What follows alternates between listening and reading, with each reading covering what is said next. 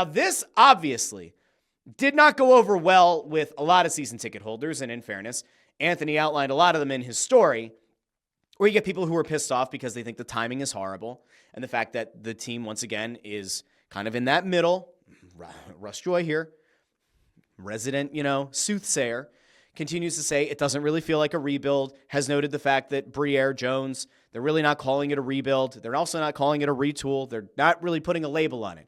It's like when you're kind of dating somebody in the very beginning and you're not exactly sure, so you don't want to say girlfriend or boyfriend. They're your friend. You don't want to put a label on it, which is sometimes a red flag. I would consider that a red flag. If you're in a relationship and in your mind, you're together, and then you hear the other person say, oh, well, we don't really have a name for it. Don't want to put a label on it. That's a red flag. That's a run the other way. Now, I'm not saying that's what this is with the Flyers. However, a little bit of a concern.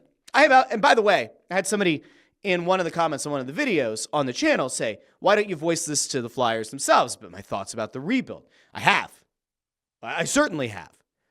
I have made it known that I think that their best path to getting elite talent is by getting it high in the draft. But you know who doesn't have to listen to me? The Flyers. I digress.